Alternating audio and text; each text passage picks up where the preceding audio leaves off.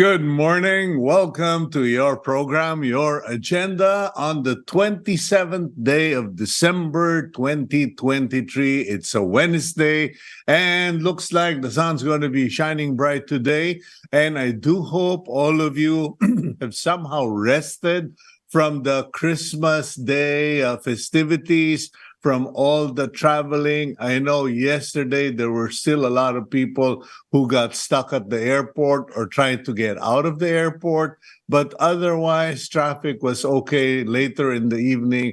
So I hope you are all rested. And for those of you who are outside of Metro Manila, thank you for continuing to watch the program. And today will be our third day to the finish. Okay, last 3 days na po tayo on agenda. And as I mentioned last week, we are closing the program at the end of the year, 2023. We close at this, our last program will be December 29, 2023. And we do so with gratitude.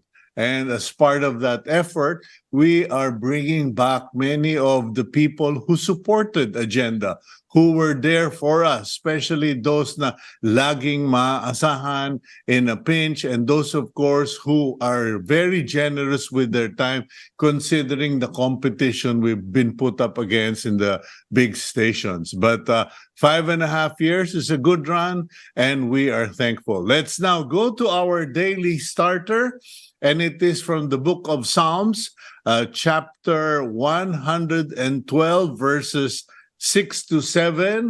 Today we have Roy doing the honors. Surely the righteous will never be shaken.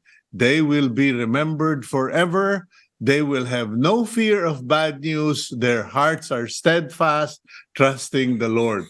I chose this daily starter because as the year ends and the new year begins, there are a lot of predictions, a lot of haka-haka. And I'm currently reading a book where the author essentially says, you know, with 1 million probabilities, one bad thing is sure to happen. So that's what the experts claim is the accurate prediction. But at the end of the day, the Lord will prevail. You should have no fear of bad news, and you should remain steadfast, trusting in the Lord.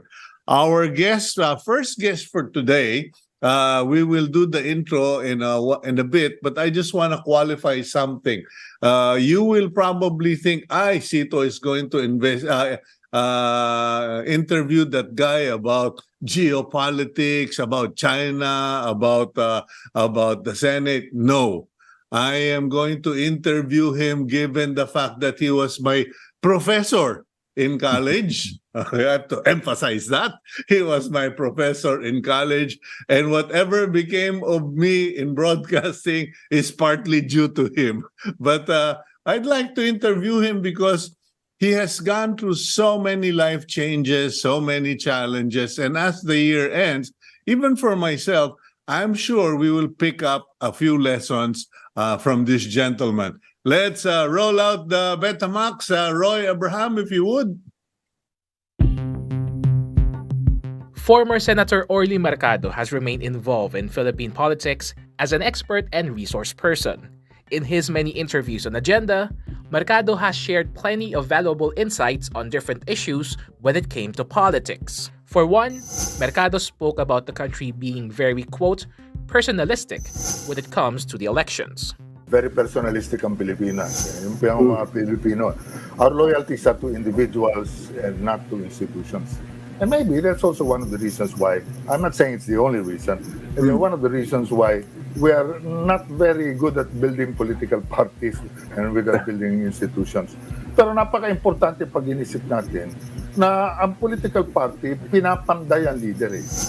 He also gave some tips for the newly elected senators back in 2019.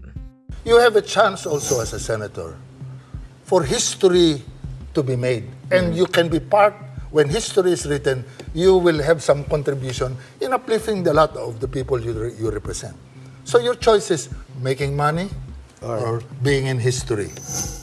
Mercado also gave his 2 cents back when ABS-CBN lost its franchise back in 2020. Actually, the way I look at ABS-CBN, what's happened to it, it could be a blessing in disguise. What has happened to ABS-CBN is also a catalyst. It is going to be a very strong catalyst in the migration to digital distribution of information. As the year winds down, how does the former senator view the current political landscape in the country? Let's discuss that on today's agenda. Good morning, Professor Orly. Good morning. Merry Christmas. Merry Christmas to you and thank you for joining us. Tandang-tanda ko pa, parang kamakailan lang nang pumasok ka sa silid-aralan at tinuruan mo kami sa mascom. Mascom pa ang tawag doon sa UP. And in any case, I know that you love to talk about the serious things in life, about the geopolitics, etc. But very few people, I think, have ever asked you about your life as a broadcaster, about the constant changes in life. You've had so many careers, and a lot of people are going to be facing that, me included, at the end of the year, where people will be wanting to quit their jobs, apply new ones. Others will be changing career paths. Others will be deciding on politics, etc. What are the things you can share? What are the major or key learnings that you have as you've lived your life? Well, talagang when I review where I came from, dehado ang mahirap talaga. When you come from a poor family. My father was a public school teacher. We were 5 kids, all boys, and I went through public schools. I'm a 100% product of the public school system. Elementary, high school in Paco, in Roas High School, and also all my degrees are from UP. So, scholar ng bayan talaga ako kung tutuusin. So, sa akin, very limited ang mga choices eh. The private schools were out, no? So, I had to make good. Or qualify for UP or PCC nung araw. The other, ngayon PUP, no? Yan ang mga choices ko lang. So, given limited choices, I had to work my way through college. So I knew I was going to be a working student. I was working as a laborer of City Engineer's office in Manila when I started out. And I was enrolled in Padre Faura, UP Manila. UP Manila. Extension Division. And then, what do you call it? Si Lino Broca was telling me, he was directing us in a play. I was still active in working student ako. Mahilig pa akong maglalabas sa mga plays. Sabi sa akin, bakit nag-libro ka? Mag-DJ ka, kunin mo yung panggabi. Tapos makaka-enroll ka sa Diliman. You can transfer to Diliman. That was a good idea. So I got in with then Channel 7, Bob Stewart, Mrs. Stewart. They were the owners of Channel 7 during that time. Uncle Bob. Uncle Bob. And I suddenly, I was not earning, I was earning a little bit more. I was doing something that was relatively easy for me. I was a DJ, I loved music, so I played it and opened my books while the turntables were moving. Nagbabasa ako para pag tinawag naman ako, hindi naman ako nabubulaga. So ano nangyari? Shorten the story, I had a good job, but nilapitan ako ng mga workers sa Channel 7, sa RBS, Republic Broadcasting System. Sabi na sa amin, may problema kami. Balita namin, aktivista ka sa UP. Pwede bang tulungan mo kami? Wala kaming sick leave, wala kaming vacation leave. Sabi ko, ganun ba? Oo. Naka-organize tayong labor union. That's what I did. We went on strike, I got fired, and I looked for another job. I found ABS-CBN News had an opening for reporter. So nag-apply ako. Before I knew it, pinapatawag ako ni Mr. Lopez. Kinausap ako ni Jake. Lopez. Sabi niya, Mrs. Stewart called me up here and said, you are a troublemaker. You give them a big headache in Channel 7. Are you here to create trouble? No, I'm not here to create trouble. I'm a working student. What is your course? Sabi ko, political science. I intend to finish my course. And I'm willing to work hard, etc. So, sabi niya sa akin, sige, balik ka. Kaya later on, nung Radyo Patrol was going to be launched, siguro naisip nila, sino bang magiging in charge? Who will train the people? Who will supervise this? Sabi nung iba, yung aktivista, yung aktivista na nandiyan sa UP. Okay. Pag-umpisa na ng Radyo Patrol, talagang bulusok na yan. And it was in 1969, 1970, 71, up to martial law, in 72. Talagang this was the cauldron was boiling and things were really moving fast. And by that time, I was already on the watch list of the military. Mhm. So I've been to China a couple of times, etc. And I was very active in the Kabataan Makabayan that time, which is admittedly now, it's a front organization of the CPP. Ang nagpipiket sa akin noong mga panahon yun, yung mga veterano, those are the veterans of the strike against Stonehill in U.S. Tobacco Corporation. They Yeah. successfully were able to stymie Stonehill, and they later became heads of the leaders of the CPP and PA. Sila Ralph Bailoses, sila maraming mga sila. So I had this attachment to new ideologies that I fought and thought. Okay. Told. Akala ko yun ang Speaking of- solusyon. Yeah, but speaking of ideologies, technology, etc., I just had a very deep conversation yesterday over lunch with a good friend from. He used to be with PNG, and he was telling me that he was asking me, "Do you think the landscape's going to change?" And I said, "We're all doomed. Technology has taken over. There was a time when free TV was the only choice." And then you had tape, VHS, Betamax, and then you had cable TV, and now you have satellite, and now you have digital smart TV. Smart TV is basically wiping out all of the cable in the US. So, and it won't be long before it happens here in our region. What do you see is the future of broadcasting? Dun sa mga nag-iisip, pumili ng kurso. First of all, course choices, is it still viable? Or parang, hello, lipat na lang kayo ng ibang karera? You know, one of the things I remember was in my class in philosophy, one of my professors said, all generalizations are dangerous, including this generalization, that generalizations are dangerous.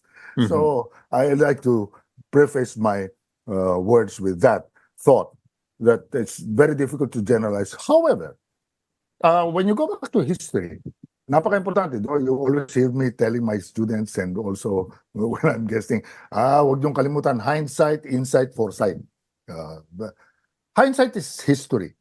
When Gutenberg invented the printing press, there were also people who were saying, my God, we're doomed also. You know, we will have no control over people's behaviors, etc. Even religion will be, moral practices will be under assault. Largely because of the fact that this can be while it is a very good contribution to civilization, it is also, it has its dangers. But that is true with all changes that we've had. Whether it is the invention of the internal combustion engine, which produced the first industrial revolution, then the second industrial revolution, mass production. The third industrial revolution, which is the development or the invention of the computer, was the one that really set it up. For the fourth industrial revolution, where we are now, which is the explosion of the technology and the length and breadth of the application of such information technology. So we are now in a state, lahat ng mga tao nagdaan, ganun din ang sinasabi, kawawa, delikado yan. So much is written about AI, artificial intelligence, no? Sabi nga ng iba, dapat maging takot tayo sa artificial ignorance. But yeah. Yeah. No, I'm just to the point. There are less and less people being hired, being taken in by industries. More technology is replacing them, etc. In terms of career choices, is it still viable? Or I mean, nursing. Mag-nursing ka, hello, jackpot ka dyan. Kahit pumuti pa ang uwak, kailangan pa rin ng nurse. But for broadcasters. Sito yung nurse mo ngayon, nagbabago rin yan eh. They have to be attuned to the use of technology. Yeah. And even medicine for that matter. They can operate now by remote control. We have printing capabilities that can even build houses, etc. The challenge is to keep the workforce in lockstep with the changes, to embrace the changes. There are dangers for the changes. But if you are still utilizing the old business model of the past, which was successful maybe in the second industrial revolution, it will be very, very difficult. So, ang importante, ABS-CBN has survived. But how did you adapt? I mean, ABS-CBN has survived. It's all relative.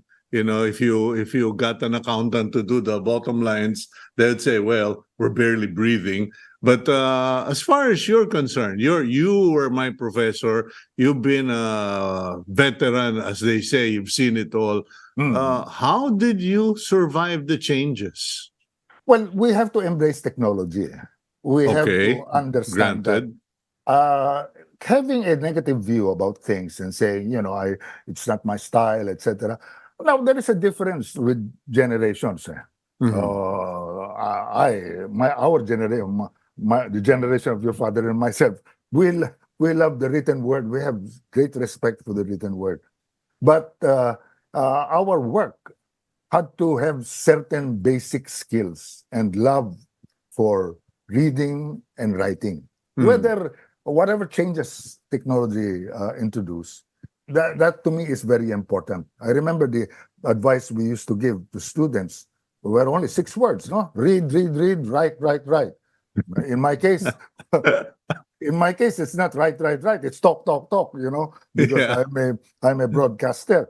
But be that as it may, it's very important that you have communication skills that understand the nature of technology. But at the same time, there are things that don't change. And human nature hardly What are the things that don't change, Orly? The capability of a man to be able to communicate with others, especially to large audiences, is dependent on our understanding of human psychology and the behavior of groups and crowds. In this day and age, look at what is happening to what you call theories, this phenomenon of people believing in certain things that are in the past fringes, but are now having a wider distribution. What am I talking about? I'm talking about these theories of yung mga teorya na hindi totoo yung nagkaroon ng landing in the moon. Ang totoo lang conspiracy theories. Sound states lang yan na ginawa sa Nevada or whatever. All of these things, they were easier to deal with when the institutions were, during that time, there were networks. Not that many, but there were networks that were in competition with each other.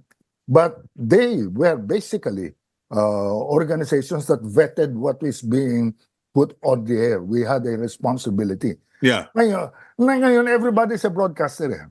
How do you deal with that? Because you've been a long time professor, broadcaster, practitioner. Now that everybody's a broadcaster, is there still a market? How do Yeah. you redefine our industry or our profession? For the even Congress is trying to redefine that. You're not a Yeah. broadcaster unless you are a member, you are an employee of a legitimate broadcasting station. Parang teka, that is a huge Wala na yan. departure.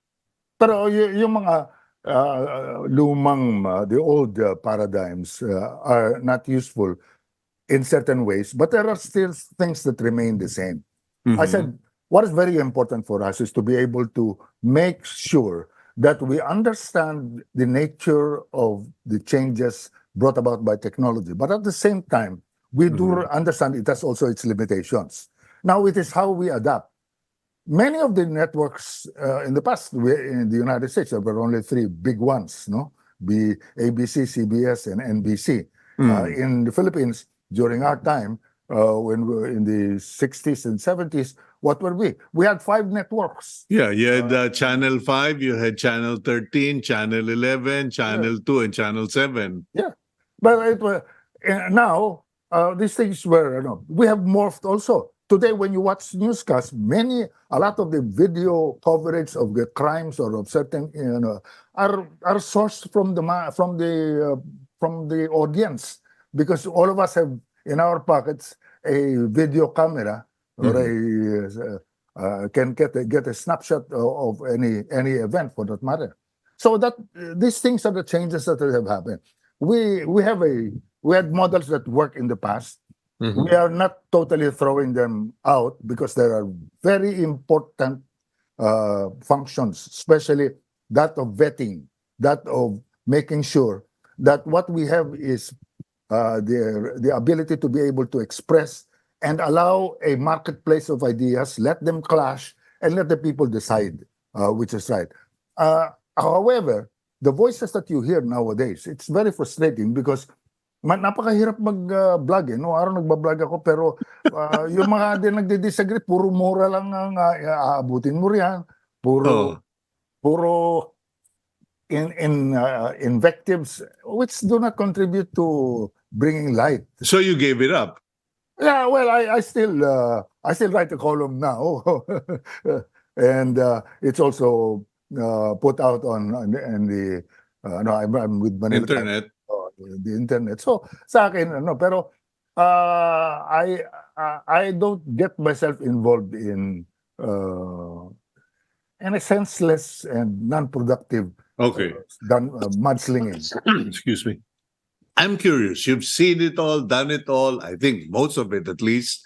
Do you see yourself walking into the sunset? Do you see yourself hanging in the beach in Boracay with a piña colada or a pale pilsen San Miguel in your hand? Or are you going to be the journalist or broadcaster of old? You die with your boots on. No, it's impossible for me. Actually, if I look at my schedule now, it's no different from my schedule in the past. Seriously? Yes, I teach. I'm in the faculty of Ateneo. I teach, and I'm in the academic council of Development Academy of the Philippines. DAP. I'm very active at the Command and General Staff College of the Armed Forces of the Philippines. I advise those who write their thesis, their commandant's papers, etc. I teach there as well. I'm all over the place. I have courses that I teach in MBA and schools like FEU. I say Why? yes. Why? My advice to all my fellow senior citizens is simple, and I hope you remember this. Galaw-galaw para di pumanaw. Keep on moving so you don't die. Now, I don't confine myself to not moving to in a physical sense alone. It's not. I work out practically every day, 4 or 5 times a week in the gym. I do the treadmill and lift some. I've been into martial arts ever since I was young.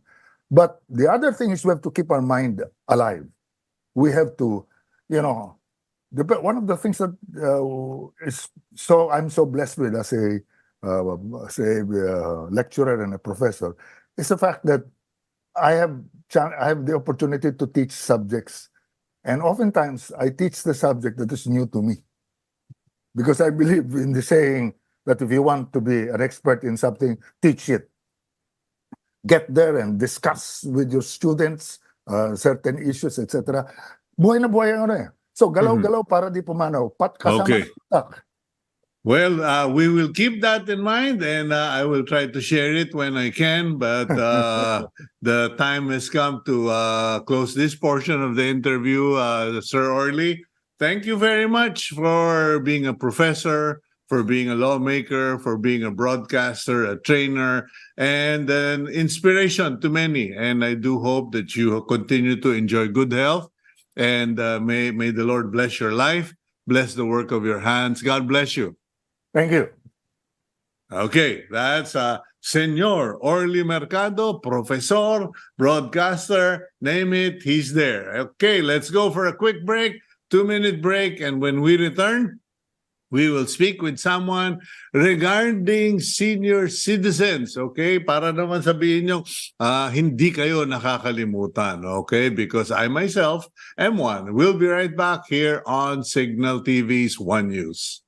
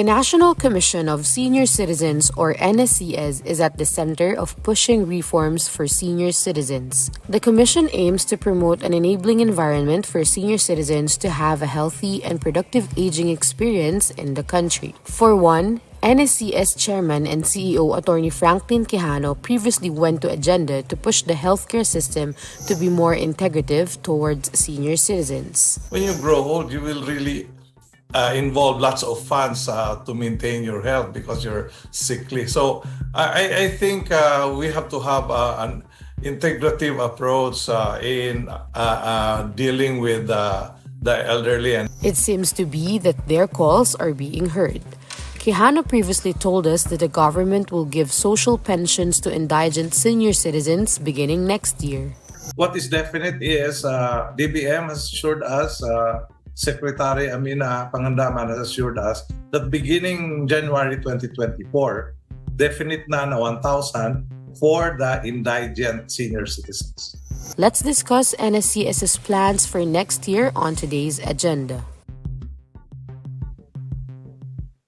Good morning, Attorney Franklin. Welcome to the program agenda. Good morning, Sir Cito. Good morning, everyone. And Happy New Year. Mukhang 6 days na lang, 5 days na lang. Yes, and as far as agenda is concerned, we are on our last 3 days of the program. By 2024, there will be new programs replacing us.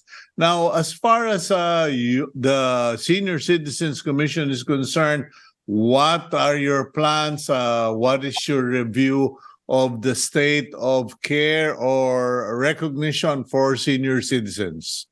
Well, firstly, Tito, I'm looking at the seniors not just as beneficiaries or constituency, but as resources. And so the next year ahead, we are hoping that our seniors will self-organize or organize more, engage themselves into more soul-searching directions, planning, etc.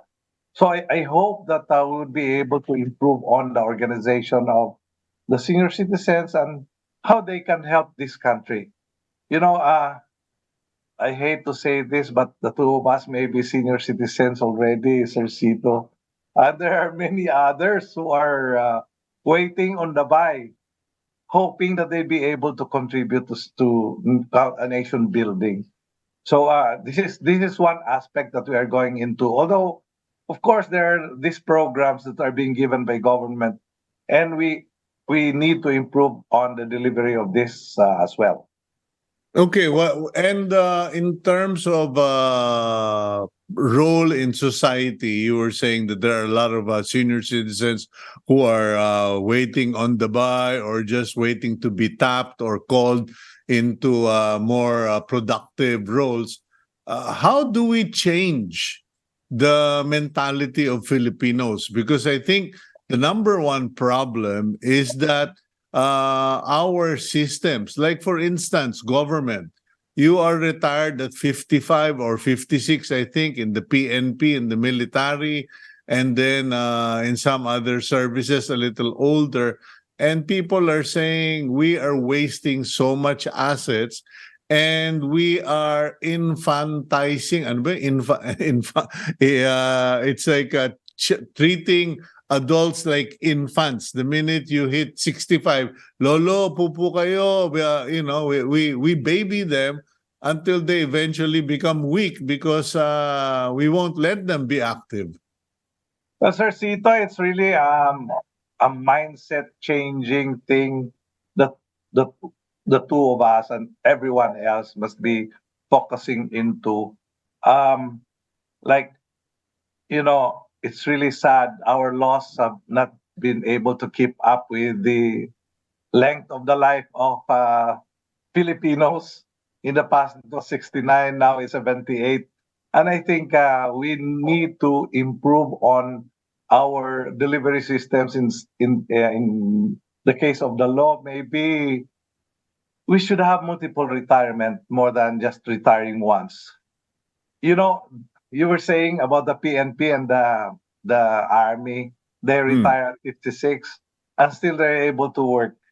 that's a proof that even at even at a younger age, you can already retire.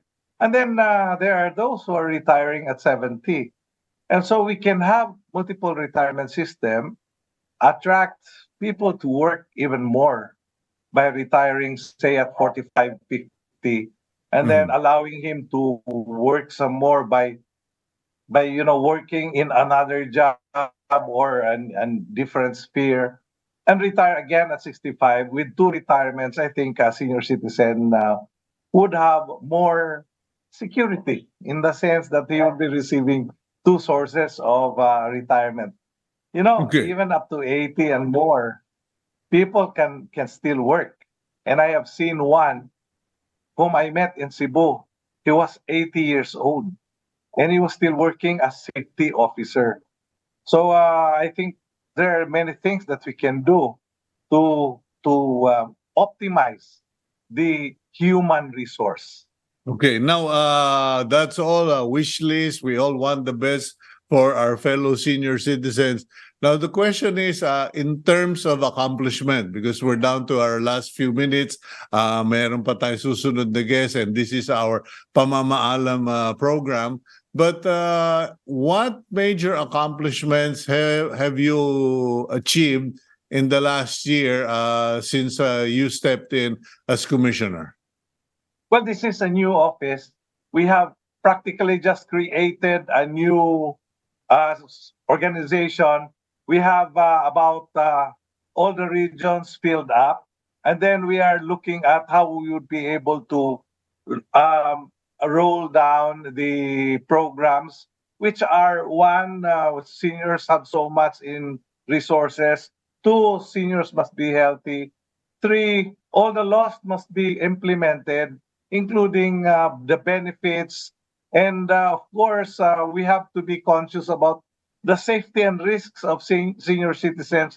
There has to be programs one way or the other, especially in areas where risks are higher. You have, the country is visited by typhoons and all disasters. We have to prepare for this. And of course, uh, we have to coordinate, have data, which for the first time is being given attention to by government. In the past, there was no 100% data by senior citizens. A lot of other things, and of course, finally, the benefits that should go to the seniors must improve. We must address the issues of who really needs what, because there are those who really would want to have some benefits, but there are those who, even if they are not deserving, are still getting. So we need to equalize and put some teeth into how we will be able to implement them. Being in the Okay. practically in the first year, because we were able to put up our procurement and our selection committee for the employees, I guess we have had a windfall in terms of strategies and promotion of cities and government to be friendly to seniors. Okay, well, Attorney Franklin, congratulations. And I do hope that you continue to get support from the public, from the media, as you promote the interests of senior citizens. God bless you. And please enjoy your break now. But in the new year, may you have good health and the energy to go all over the country promoting the rights of senior citizens. Thank you very much for your support Thank you, of and Agenda. I pray it's not a goodbye, Cito. We need you in the air. So God bless you and Happy New Year. Okay, thank you very much. That's Attorney Franklin Quijano, Chairman and CEO, National Commission for Senior Citizens. Okay, now we'll have a 1 minute break and we will bring on our final guest for today here on Agenda.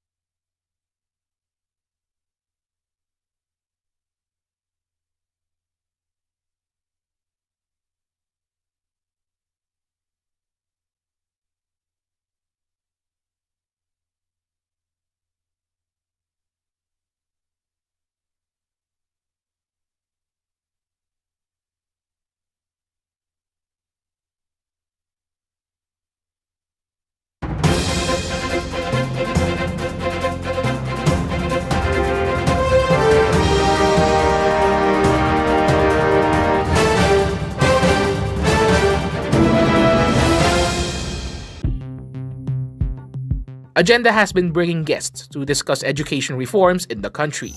One of them is Pasig City Representative Romulo. As the chairman of the House Committee on Basic Education and Culture, Romulo has filed bills aiming to improve the quality of education in the country. One of them is House Bill number 5829, in which it institutionalizes good manners and right conduct as part of DepEd's curriculum. We hear a lot of stories about millennials or Gen Z. They say that it's a different, they're very different from their parents in the sense that because of social media, they get to compare themselves, their lives with a lot of people, and it brings about depression, sometimes to an extreme. That's why really I think the call for the return or revival of good manners and right conduct is timely, because here we are going to be able again to remind and to teach our Filipino children during their formative years. Romulo also went to Agenda to urge the government to implement changes in the education sector. He highlighted this after the disappointing results in international assessment exams. We must already make the changes now. Kasi kung hindi rin natin gagalawin yung curriculum, hindi tayo gagawa ng changes, we should not expect any different results. Let's discuss this and more on today's Agenda. Good morning, Congressman Romulo. Welcome back. Yes, good morning, Sir Cito, and to all your viewers and listeners. Happy New Year po to everyone. Okay, and of course, thank you very much for supporting the program through 5.5 years. You've always been there, and you've always been dedicated to the upliftment of education in the country. Now, I cannot resist to ask the question kasi nabasa ko kahapon, medyo tumaas ang kilay ko. There are some small groups in the education sector calling for a new education secretary. What is your take on this? Is this pamumulitika? Is this going to be good for education when there is a change in leadership? What are your thoughts, Congressman? Yes, first, Sir Cito, no, tama po. You're correct. I think it's if we see the problems of our education system, it has nothing to do, in fact, with the present or the incumbent DepEd secretary. In fact, I think many reforms already have been introduced. The Matatag curriculum, which reduces the number of subjects, the catch-up Fridays, and other reforms in the pipeline. All that has to be done now is for the full implementation of all these reforms. Kasi minsan, Sir Cito, they talk about the international assessment exams, the 2018 and the 2022. But in both international assessment exams, I think both were under the previous administration.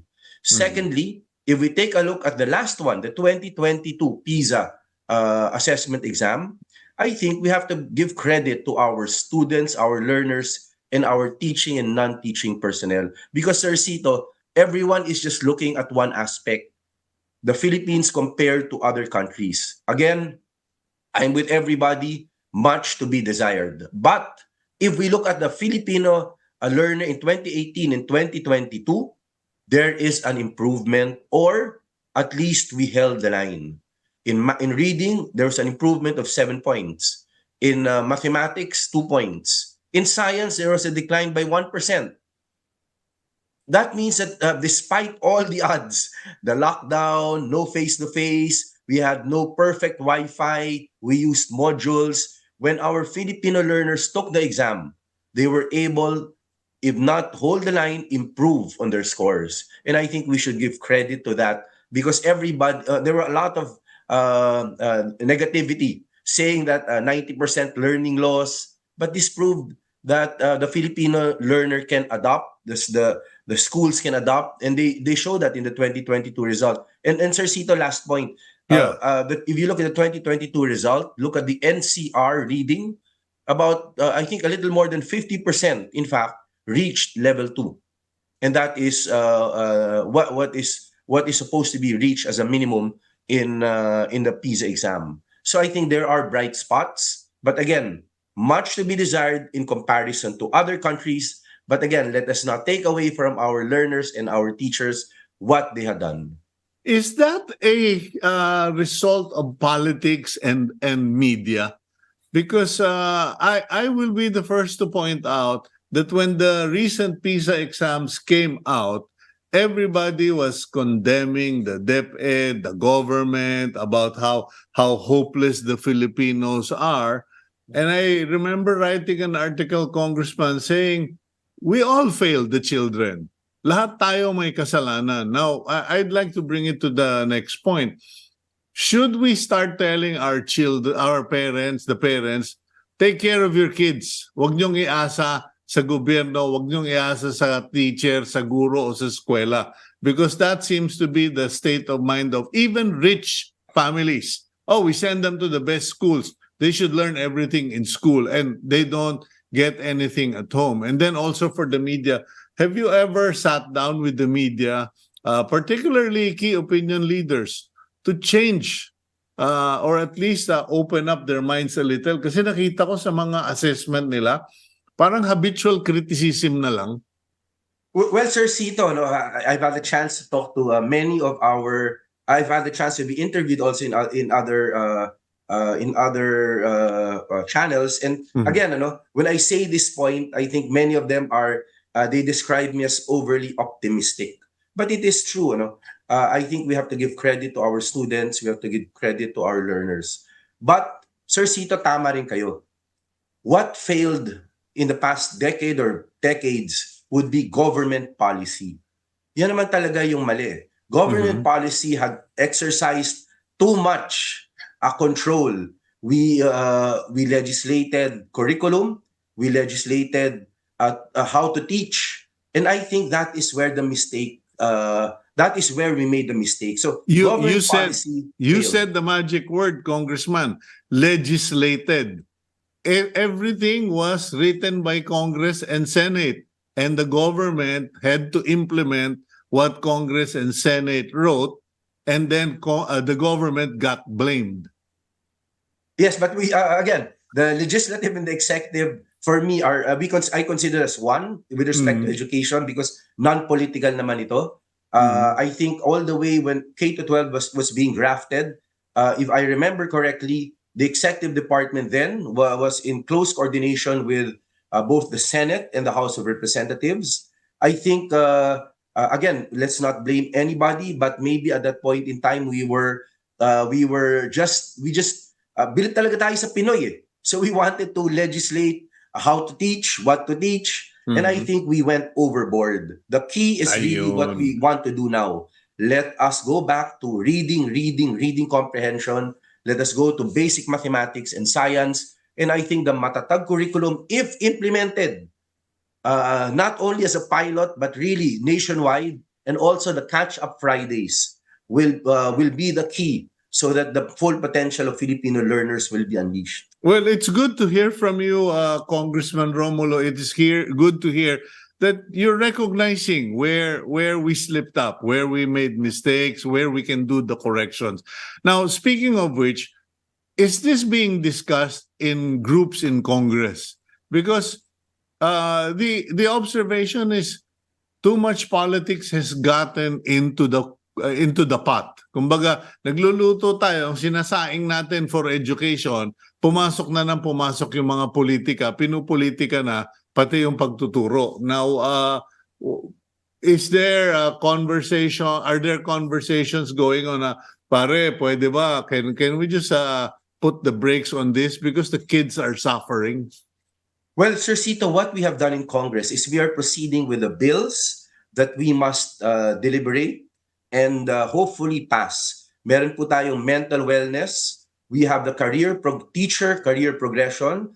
We have the education pathways bill and the expanded e-GASPE. These four particular measures will address the various problems, the basic problems. And we have some of those, Sir Cito, have already passed the committee. Some of those, in fact, will be ready for the plenary by January 22 when we resume session.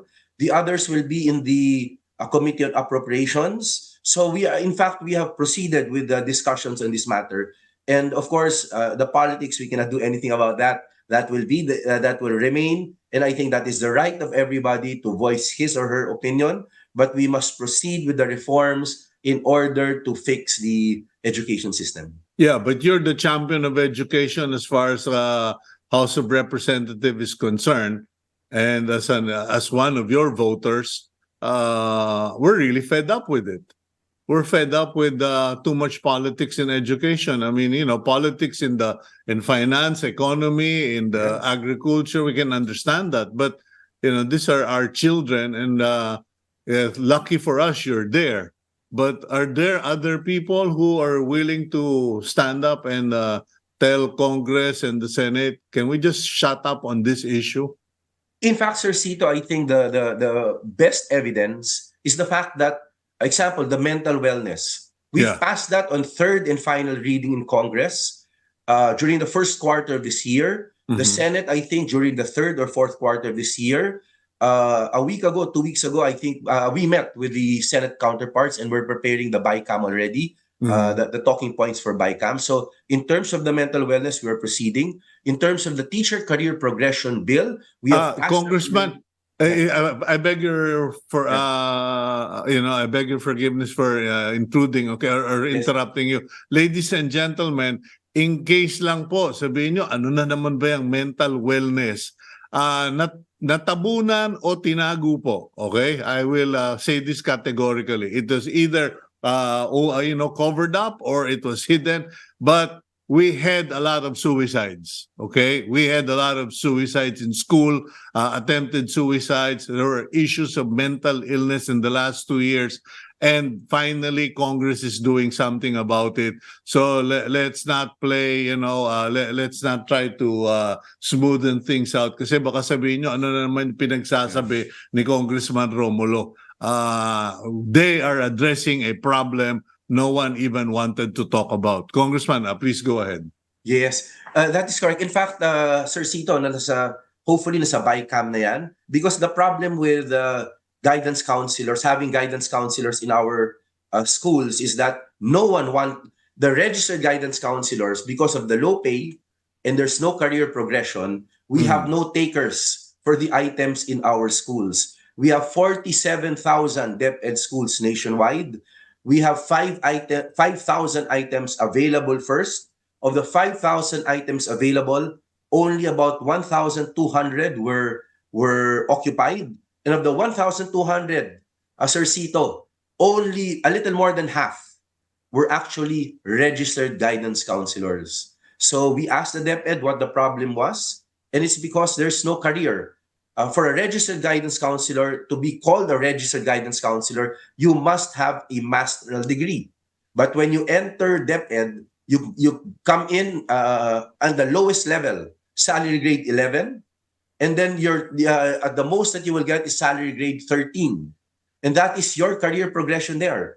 And because of that, how can we attract? That is why this mental wellness bill hopes to remedy that challenge in order for us to encourage more of our registered guidance counselors or to have guidance counseling in all our 47,000 schools. If only for those two things, Congressman Romulo, I will vote for you again, even in the Senate, na naprotektahan ninyo or you are trying to protect the mental health of our children. You're doing something about it. And of course, I trust that you are also going to raise the issue of too much politics. Yes. Being in education. Kasi kung ako talaga makikipagsabunutan na ako dyan na tigilan na natin yung politika. But what's your final wish or what's your wish for 2024? Because we're down to our last minute and I'd like to give you the chance. In fact, Sir Cito, buti na mention niyo yung politika. In fact, I've always been clear during committee meetings and even during interviews that education should be non-political. In fact, if you take a look at our committee meetings, I do not allow any member, whether in the majority or in the minority, to use that committee meeting for purposes of politics. I think you can even ask the members of both the majority and the minority. That is why I think we have proceeded well. We have gone this far and we have identified and hopefully we will have these bills into Republic Acts by 2024. Okay, well, Congressman Romulo, thank you very much for being a friend of the program agenda, for being a personal friend, and also for being the champion for education.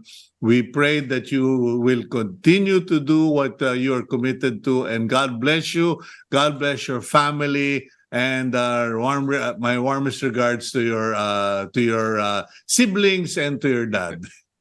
Thank you, Sir Cito, and Happy New Year po. And good luck and congratulations to Agenda. Okay, and that's it. Thank you very much, Congressman Romulo. That's our final interview. Let's now go to the blessing for the week. And it is from the book of Psalm 32nd, verse 8. I will instruct you and teach you in the way you should go. I will counsel you with my eye upon you. I pray that you will all do well for the rest of the day. Hope to see you tomorrow. And in the meantime, please keep it here on One News.